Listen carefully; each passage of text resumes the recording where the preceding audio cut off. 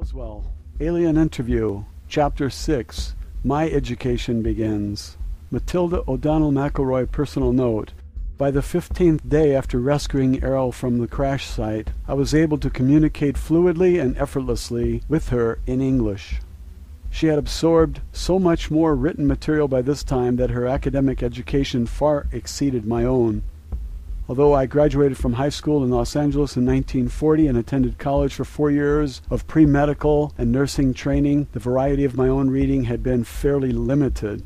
I had not studied most of the subjects to which Airl had now been exposed, especially considering her acute understanding, very intense study habits, and a nearly photographic memory. She was able to recall long passages from books she read. She was especially fond of sections of her favorite stories from classic literature like The Adventures of Huckleberry Finn, Tales from Gulliver's Travels, and Peter Pan, and The Legend of Sleepy Hollow. By this time Airl had become the teacher and I was the student. I was about to learn what men of Earth don't know and have no way of knowing. The throng of scientists and agents who observed us through the one-way glass of our interview room, whom Airl and I now referred to as the gallery, were growing increasingly impatient to ask her questions. But Airl continued to refuse to allow any questions to be asked of her by anyone other than myself, even vicariously through me as an interpreter or in writing. On the afternoon of the 16th day, Airl and I sat next to each other as she read. She closed the last page of a book she was reading and placed it aside. I was about to hand her the next book from a large pile waiting to be read, when she turned and said, or thought to me, "I'm ready to speak now." At first I was a little confused by the remark. I gestured for her to continue, and she began to teach me my first lesson. Official transcript of interview, top secret. Official transcript of the U.S. Army Air Force, Roswell Army Airfield, 59th Bomb Group. Subject, Alien Interview, July 24th, 1947. First session. "What would you like to say, Airl?" I asked. "I have been part of a domain expeditionary force in this sector of space for several thousand years. However, I have not personally had intimate contact with beings on Earth since 5965 BCE. It is not my primary function to interact with inhabitants of planets within the domain. I am an officer, pilot, and engineer, with many duties to perform. Nonetheless, although I'm fluent in 347 other languages within the domain, I have not been exposed to your English language. The last Earth language with which I was conversant was the Sanskrit language of the Vedic hymns. At that time I was a member of a mission sent to investigate the loss of a domain base located in the Himalaya Mountains. An entire battalion of officers, pilots, communications, and administrative personnel disappeared and the base destroyed. Several million years ago, I was trained and served as an investigation, data evaluation, and program development officer for the domain. Because I was experienced in that technology, I was sent to Earth as part of a search team. One of my duties involved interrogation of the human population that inhabited the adjoining area at that time. Many of the people in that region reported sighting Vimanas, or spacecraft, in the area. Following the logical extension of evidence, testimony, observation, as well as the absence of certain evidence, I led my team to the discovery that there were still old Empire ships and well-hidden old Empire installations in this solar system of which we had been completely unaware. You and I were unable to communicate in your language because I personally have not been exposed to your language. However, now that I have scanned the books and the material you provided me, this data has been relayed to our space station in this region and processed by our communications officer through our computers. It has been translated into my own language and relayed back to me in a context that I can think with. I have also received additional information from the files stored in our computers about the English language and domain records concerning Earth civilization. Now I'm prepared to give you certain information that I feel will be of great value to you.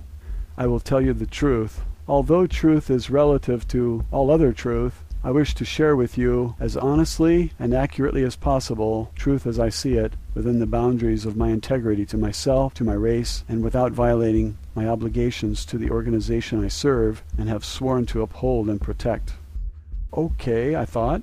Will you answer questions from the gallery now? No, I will not answer questions. I will provide information to you that I think will be beneficial to the well-being of the immortal spiritual beings who comprise humanity, and that will foster the survival of all the myriad life forms and the environment of Earth, as it is a part of my mission to ensure the preservation of Earth. Personally, it is my conviction that all sentient beings are immortal spiritual beings. This includes human beings. For the sake of accuracy and simplicity, I will use a made-up word, is-be, because the primary nature of an immortal being is that we live in a timeless state of is, and the only reason for their existence is that they decide to be. No matter how lowly their station in a society, every is-be deserves the respect and treatment that I myself would like to receive from others. Each person on Earth continues to be an is-be, whether they are aware of the fact or not. Matilda O'Donnell MacElroy, personal note. I will never forget this conversation. Her tone was very matter-of-fact and emotionless. However, for the first time I sensed the presence of a warm and real personality in Airl. Her reference to immortal spiritual beings struck me like a flash of light in a dark room. I had never before considered that a human being could be an immortal being. I thought that status or power was reserved solely for the Father, the Son, and the Holy Ghost. And because I am a devout Catholic and subject to the word of the Lord Jesus and the Holy Father, I have never thought of a woman as an immortal spiritual being either, not even the Holy Mother Mary. Yet when Airl thought that thought, I became vividly aware for the first time that she personally was an immortal spiritual being, and so are we all. Airl said that she sensed that I was confused about the idea. She said she would demonstrate to me that I am also an immortal spiritual being. She said, "Be above your body." Immediately I realized that I was outside of my body, looking down from the ceiling at the top of my body's head. I was also able to see the room around me, including Airl's body, sitting in the chair next to my own body. After a moment I realized the simple but shocking reality that I am not a body. In that moment a black veil lifted, and for the first time in my life, and for a very long time into the past, I realized that I am not my soul, but that I am me, a spiritual being. This was an unexplainable epiphany, but one that fills me with joy and relief I cannot recall having experienced ever before. As for the immortal part, I do not understand her meaning, as I have always been taught that I am not immortal, a spirit perhaps, but certainly not immortal. After a moment, I'm not sure how long, Airl asked me if I had a better understanding of the idea. Suddenly, I was back inside my body again and said out loud, "Yes, I see what you mean." I was so taken aback by the experience that I had to get up from my chair and walk around the room for a few minutes. I made an excuse that I needed to get a drink of water and go to the restroom, which I did. In the restroom I looked at myself in the mirror. I used the toilet, refreshed my makeup, and straightened my uniform. After 10 or 15 minutes, I felt more normal again and returned to the interview room. After that, I felt as though I was no longer an interpreter for Airl. I felt as though I was a kindred spirit. I felt like I was safe at home with a trusted friend or a family member, as close as any I had ever had. Airl sensed and understood my confusion about the concept of personal immortality. She began her first lesson with me by explaining this to me. Official transcript of interview continued. Airl told me her reasons for coming to Earth and for being in the area of the 509th Bomber Squadron. She was sent by her superior officers to investigate the explosions of nuclear weapons, which have been tested in New Mexico. Her superiors ordered her to gather information from the atmosphere that could be used to determine the extent of radiation and potential harm this might cause to the environment. During her mission, the spacecraft was struck by a lightning, which caused her to lose control and crash. The spacecraft is operated by is-BEs, who use doll bodies in much the same way that an actor wears a mask and costume. It is like a mechanical tool through which to operate in the physical world.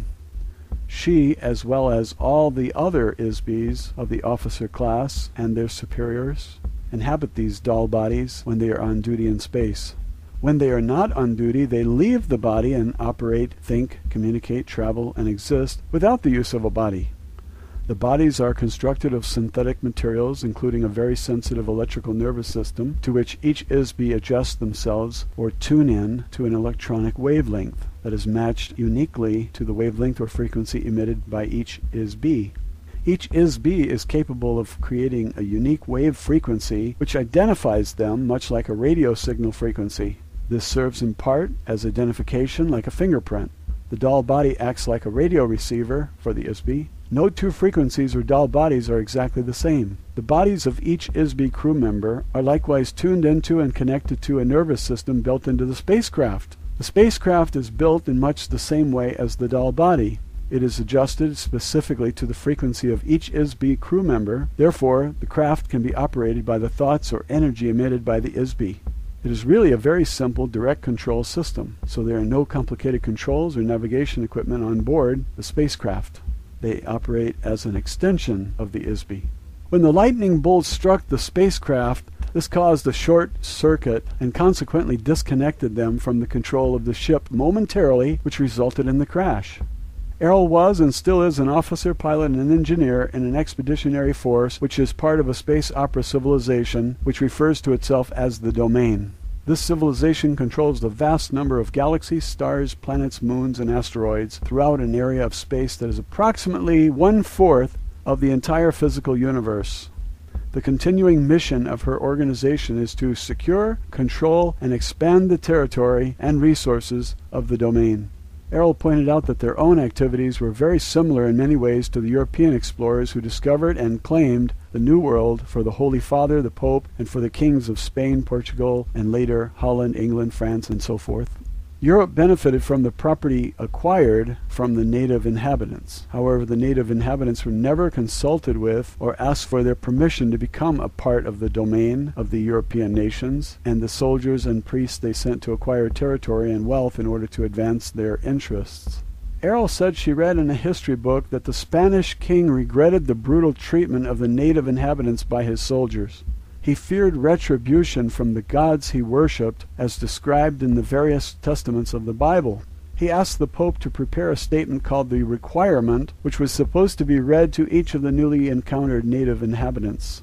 The king hoped that the statement, whether it was accepted or rejected by the natives, would absolve the king of all responsibility for the resulting slaughter and enslavement of these people. He used this statement as justification to confiscate their lands and possessions by his soldiers and the Pope's priests. Apparently, the Pope, personally, did not have any feelings of guilt or responsibility in the matter. Airl thought that such actions were those of a coward, and that it is no surprise that the territory of Spain was diminished so quickly. Only a few years later the king was dead, and his empire had been assimilated by other nations. Airl said that this sort of behavior does not occur in the domain. Their leaders assume full responsibility for the actions of the domain and would not denigrate themselves in this fashion, nor do they fear any gods or have any regret for their actions. This idea reinforces my earlier suggestion that Airl and her people are probably atheists. In the case of the acquisition of Earth by the domain, the rulers of the domain have chosen not to openly reveal this intention to their native inhabitants of Earth until a later time when it may or may not suit their interest to reveal themselves. For the present time, it is not strategically necessary to make the presence of the domain expeditionary force known to mankind. In fact, until now, it has been very aggressively hidden for reasons that will be revealed later. The asteroid belt near Earth is very small, but important location for the domain in this part of space. Actually, some of the objects in our solar system are very valuable for their use as low-gravity space stations. They are interested primarily in the low-gravity satellites in this solar system, which consists mainly of the side of the moon facing away from Earth and the asteroid belt, which is a planet that was destroyed billions of years ago, and to a lesser degree Mars and Venus. Dome structures synthesized from gypsum or underground bases covered by electromagnetic force fields are easily constructed to house the domain forces. Once an area of space is acquired by the domain and becomes a part of the territory under its control, it is treated as the property of the domain. The The space station near the planet Earth is important only because it lay along a path of the domain expansion route toward the center of the Milky Way galaxy and beyond. Of course, everyone in the domain is aware of this, except for the people of Earth.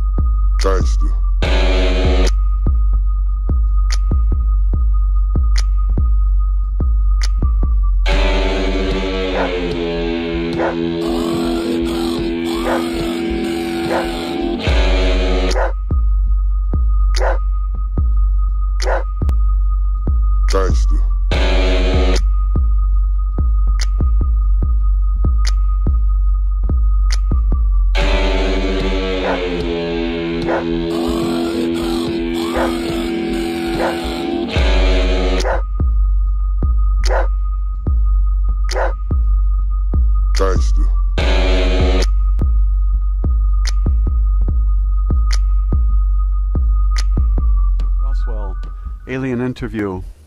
The letter from Mrs. MacElroy. Dear Lawrence, I'm typing this letter to you on my old Underwood typewriter that I bought after I was discharged from the Army. Somehow it seems like a fitting contrast to the subject of this letter and the documents you will find enclosed in this envelope. The last time I spoke to you was about 8 years ago. During your brief telephone interview with me, you asked me to assist you with the research for the Oz Factors book you were writing because you suspected that I might know something that would help your investigation into the possibility that extraterrestrial beings may have influenced the history of Earth. When we spoke, I told you that I did not have any information that I could share with you about anything. Since then, I have read your book and found it very interesting and compelling. You are obviously a man who has done his homework and who could understand my experiences. I've been thinking a lot about your allusion to the old philosopher whom you paraphrased in our conversation, "With great power comes great responsibility." Although I didn't think power is pertinent in my life or to my reasons for sending you the enclosed documents, you certainly did get me thinking about my responsibility. I have reconsidered my position for a variety of reasons, not the least of which is my realization that you are right. I do have a responsibility to myself at least. I cannot possibly tell you all the personal hell of ethical irresolution and spiritual ambivalence I have endured since 1947. I do not want to keep playing the game of maybe I should have or maybe I shouldn't have through the rest of eternity. Many men have been killed to extinguish the possibility of revealing the knowledge I have helped to withhold from society until now. Only a small handful of people on Earth have seen and heard what I have had the burden of keeping secret for 60 years. All those years I thought that I had been entrusted with a great deal of confidence by the powers that be in our government. Although I have often felt that power is greatly misguided to protect mankind from certain knowledge that not only do intelligent extraterrestrial life forms exist, but they have and continue to aggressively monitor and invade the lives of everyone on Earth every day. Therefore, I think the time has come to pass along my secret knowledge to someone I think will understand it. I don't think it would be responsible of me to take the knowledge I have into the silent afterlife beyond reach of recognition. I think there is a greater good to be served than protecting the vested interests for whom this information is considered a matter of national security, whatever that means, and therefore justification for making it top secret. Also, I am now 83 years old. I have decided to leave this body, which has outlasted its usefulness to me, using a painless method of self-administered euthanasia. I have very few months to live and nothing to fear or lose. So I have moved away from Montana, where my husband and I lived for most of our life, to spend our remaining days in a lovely rented upstairs bedroom in a house in the homeland of my husband's family in County Meath, Ireland. I will die not far from the great mound at Noth and Doth, the fairy mound of darkness. These are sacred cairns, or massive stone structures that were erected about 3700 BCE and engraved with indecipherable hieroglyphs about the same time as the pyramids or other inexplicable stone monuments were being built all over the earth. I am also not far from the hill of Tara, that was once the ancient seat of power in Ireland, where 142 kings are said to have reigned in prehistoric and historic times. In ancient Irish religion and mythology, this was the sacred place of dwelling for the gods and was the entrance to the other world. St. Patrick came to Tara to conquer the ancient religions of the pagans. He may have suppressed the religious practices in the area, but he certainly did not have any impact on the gods who brought these civilizations to earth, as you will discover when you read the documents enclosed. Therefore, this is a fitting location for my departure from this unholy world and final release from the burdens of this life. The crystal clear perspective of hindsight has revealed a higher purpose to me, assisting the survival of the planet, all living beings and life forms in our galaxy. The status quo of our government establishment has been to protect the people from knowledge of such matters. In fact, the only protection afforded by ignorance and secrecy is to hide the private agenda of those in power to enslave others, and by doing so, to disarm every perceived enemy and ally through superstition and stupidity.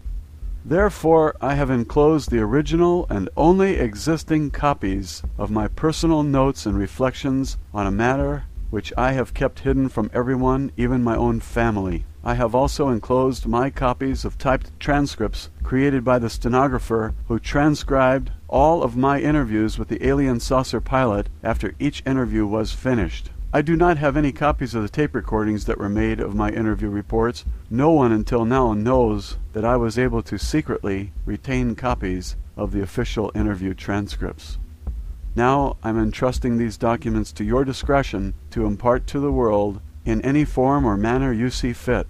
My only request is that you do so in a way that will not threaten your life or well-being, if possible. If you were to incorporate these notes of my experiences into a work of fiction, such as a novel, the factual nature of the material could be easily dismissed or discredited by any agency for whom the national security is used as a personal shield against scrutiny and justice. In doing so, you could disavow any knowledge of their true origin and claim that it is a fictitious work of your imagination. Whoever said that truth is stranger than fiction was right as rain. For most people, all of this will be unbelievable. Unfortunately, beliefs are not a reliable criteria for reality. Also, I'm sure that if you were to show these notes to anyone that would prefer physical, economic, or spiritual slavery over freedom, the subject matter contained in them would seem quite objectionable. If you attempted to publish the documents as a matter of factual reporting in a newspaper or on the evening TV news, they would be rejected out of hand as the work of a kook. The very nature of these documents make them unbelievable and therefore discreditable. Conversely, the release of this information is potentially catastrophic for certain political, religious, and economic vested interests. These documents contain information which is quite relevant to your interest and investigations into alien encounters and paranormal experience. To use your analogy in the Oz Factors book, I can honestly say that the few factual reports that have been made by others about alien influences are only a gentle breeze in the eye of the apocalyptic hurricane swirling around Earth. There really are wizards and wicked witches and flying monkeys in this universe. This information, which has been suspected and or speculated upon by so many for so long, has been constantly denied by mainstream media, academia, and the military-industrial complex that President Eisenhower warned us about in his farewell address. As you know, in July 1947, the Roswell Army Airfield, RAAF, issued a press release stating that personnel from the field's 509th Bomb Group had recovered a crashed flying disc from a ranch near Roswell, New Mexico, sparking intense media interest. Later that same day, the commanding general of the 8th Air Force stated that Major Jesse Marcel, who was involved with the ordinary recovery of the debris, had recovered only the tattered remnants of a weather balloon. The true facts of the incident have been suppressed by the United States government since then. You may not know that I was enlisted in the U.S. Women's Army Air Force, WAC, Medical Corps, which was a part of the U.S. Army back then. I was assigned to the 509th Bomb Group as a flight nurse at the time of the incident. When the news that there had been a crash was received at the base, I was asked to accompany Mr. Cavett, the county intelligence officer, to the crash site as the driver of his vehicle and to render any needed emergency medical assistance to any survivors, if necessary. Therefore, I briefly witnessed the wreckage of an alien spacecraft as well as the remains of the several alien personnel aboard the craft who were already dead. When we arrived, I learned that one of the personnel on board the craft had survived the crash and was conscious and apparently uninjured. The conscious alien was similar in appearance but not the same as the others. None of the other personnel present could communicate with the survivor, as the being did not communicate verbally or by any recognizable signs. However, while I examined the patient for injuries, I immediately detected and understood that the alien being was attempting to communicate with me by mental images or telepathic thought, which projected directly from the mind of the being. I immediately reported this phenomenon to Mr. Cavett. As no other person present could perceive these thoughts and the alien seemed able and willing to communicate with me, it was decided after a brief consultation with a senior officer that I would accompany the surviving alien back to the base. This was partly due to the fact that I was a nurse and could attend to the physical needs of the alien, as well as serve as a non-threatening communicator and companion. After all, I was the only woman at the site and the only one who was not armed. I was thereafter assigned permanently to serve as a companion of the alien at all times. My duty was to communicate with and interview the alien and to make a complete report of all that I had discovered to command authorities. Subsequently, I was supplied with specific lists of questions provided to me by military and non-military personnel, which I was to interpret for the alien and record the responses to the questions provided. I also accompanied the alien at times during medical testing and the many other examinations to which the alien was subjected by staff from numerous government agencies. I was given a promotion in rank to Senior Master Sergeant to improve my security rating and to increase my pay grade from $54 a month to $138 per month for this very unusual assignment. I performed these duties from July 7 through August 1947, at which time the alien died or departed the body, as you will read about in my notes. Although I was never left entirely alone with the alien, as there were always military personnel, intelligence agency people, and a variety of other officials present from time to time, I did have uninterrupted access to and communication with the alien being for nearly 6 weeks. Hereinafter is an overview and summary of my personal recollections of conversations with the alien craft pilot, whom I came to know by the identity of Airl. I feel that it is my duty at this time, in the best interest of the citizens of Earth, to reveal what I have learned from my interaction with Airl during those 6 weeks, on the anniversary of her death or departure 60 years ago. Although I served as a nurse in the Army Air Force, I am not a pilot or technician. Further, I did not have any direct contact with the spacecraft or other materials recovered from the crash site at that time or thereafter. To that degree, it must be taken into consideration that my understanding of the communications I had with Airl are based on my own subjective ability to interpret the meaning of the thoughts and mental images I was able to perceive. Our communication did not consist of spoken language in the conventional sense. Indeed, the body of the alien had no mouth through which to speak. Our communication was by telepathy. At first I could not understand Airl very clearly. I could perceive images, emotions, and impressions, but it was difficult for me to express these verbally. Once Airl learned the English language, she was able to focus her thoughts more precisely using symbols and meanings of words I could understand. Learning the English language was done as a favor to me. It was more for my own benefit than hers.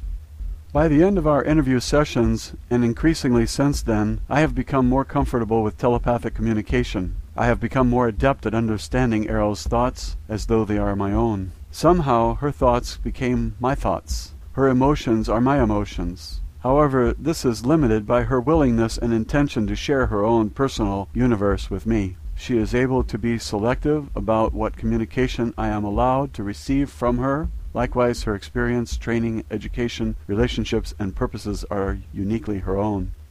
This is the symbol of the domain. The domain is a race or civilization of which Airl, the alien I interviewed, is an officer, pilot, and engineer serving in the Domain Expeditionary Force. The symbol represents the origin and unlimited boundary of the known universe, united and integrated into a vast civilization under the control of the Domain. Airl is currently stationed at a base in the asteroid belt, which she refers as a space station in the solar system of Earth. First and foremost, Airl is herself. Secondarily, she voluntarily serves as an officer, pilot, and engineer in the Domain Expeditionary Force. In that capacity, she has duties and responsibilities, but she is at leave to come and go as she pleases also. Please accept this material and make it known to as many people as possible. I repeat that it is not my intention to endanger your life with the possession of this material, nor do I really expect you to believe any of it either. However, I do sense that you can appreciate the value that such knowledge may have to those who are willing and able to face the reality of it. Mankind needs to know the answers to questions which are contained in these documents. Who are we? Where did we come from? What is our purpose on Earth? Is mankind alone in the universe?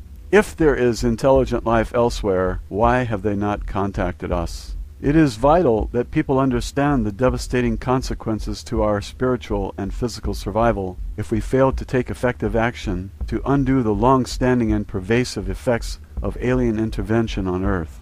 Perhaps the information in these documents will serve as a stepping stone to a better future for mankind. I hope that you can be more clever, creative, and courageous in the distribution of this information than I have been. May the gods bless you and keep you. Mrs. Matilda O'Donnell MacElroy, Senior Master Sergeant, Women's Army Air Force Medical Corps, retired. 100 Troytown Heights, Neven Meath County, Meath, Ireland.